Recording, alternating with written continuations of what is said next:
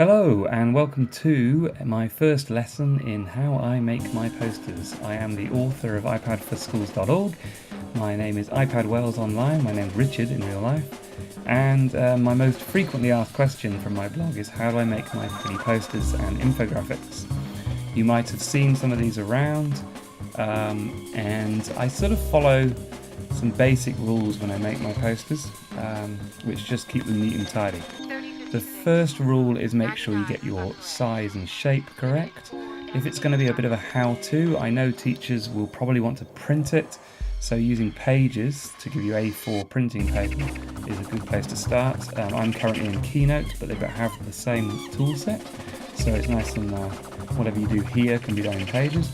But also for presentations and conferences, and also for most laptop screens these days, 16 by 9 is a widescreen is a common shape.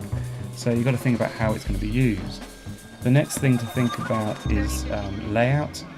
Just keep it all balanced, keep all of the elements, use those guidelines in Keynote and Pages to make sure that by grabbing all the elements when you're finished, you know it's going to be nice and centered in the page. Also, don't just drop elements in of any kind of random shape.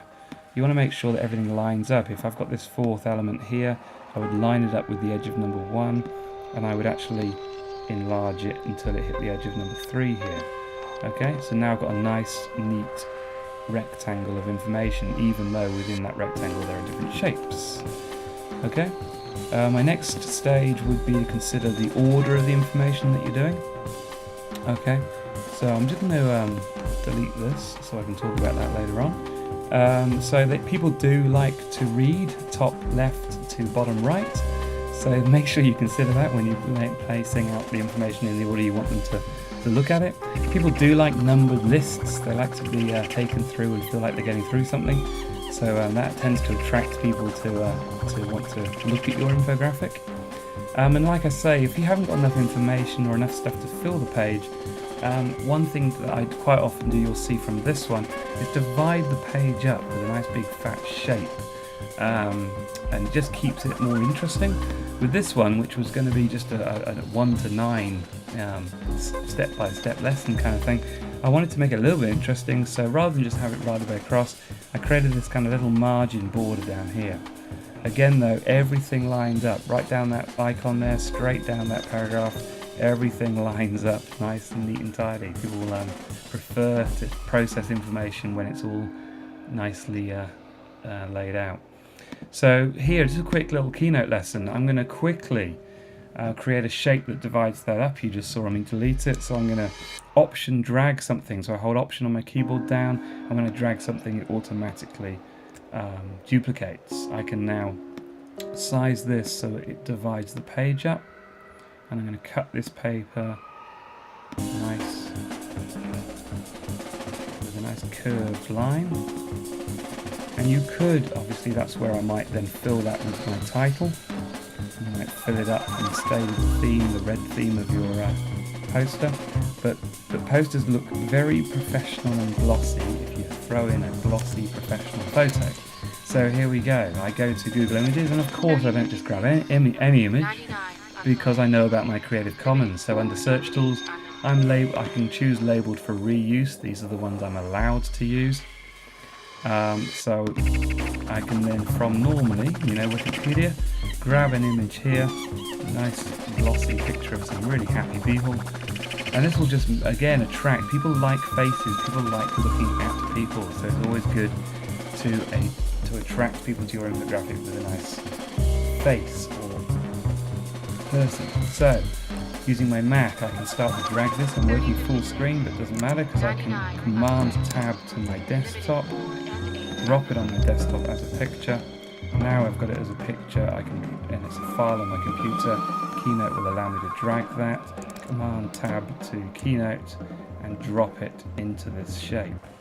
It auto masks, so I'm just going to make it slightly bigger, and I can now move this around until it nicely works within that shape. And when I press enter, it auto crops that, and now I've got a nice glossy image.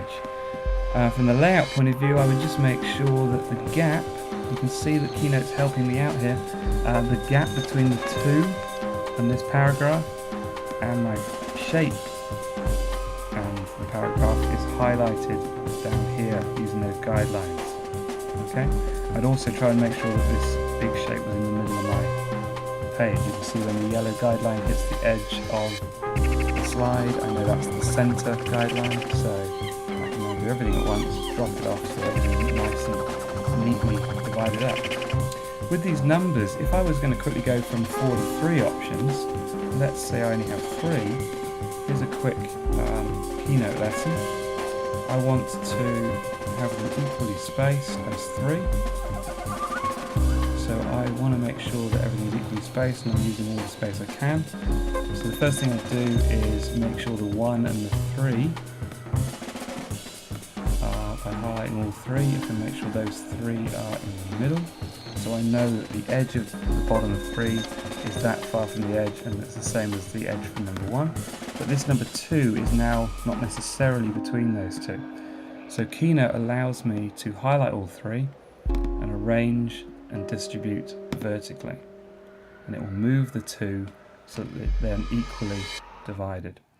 Okay, I can now use the guidelines to make sure my paragraphs are line up with the middle of my circles, and everything's going to stay neat and tidy. Voila! Okay, so on my blog you'll find a little summary of the things I've been talking about here, and that's my first lesson in layout.